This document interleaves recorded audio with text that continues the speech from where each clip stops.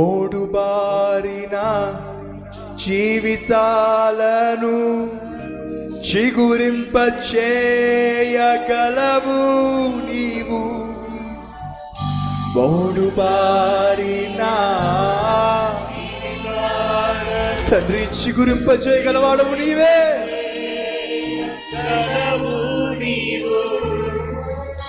మారానుభవం మధురముగా చేదైన జీవితాన్ని సంతోషంతో నింపేవాడు ప్రభువా, నీకే మహిమ. మారానుభవం మధురముగా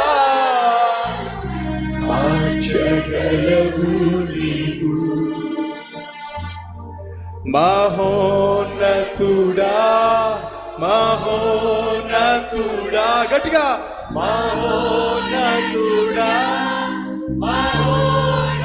స్వరాలు విప్పి మహోన్నతుడా మహోన్నతుడా మహోన్నతుడా మహోన్నతుడా మహోన్నతుడా మహోన్నతుడా మహోన్నతుడా మహోన్నతుడా మహోన్నతుడా మహోన్నతుడా మహోన్నతుడా మహోన్నతుడా మహోన్నతుడా, ఈ కృపలో ఇది నా జీవిత ధన్యత ప్రభువా. ధన్యతయున్నది మహోన్నతుడా, ఈ కృపలో నా జీవిత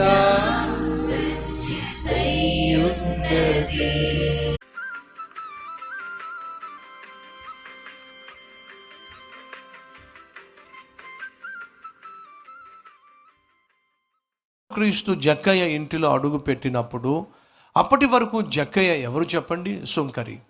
సుంకపు గుత్తదారుడు, అన్యాయంగా అక్రమముగా జీవించినవాడు, సంపాదించినవాడు.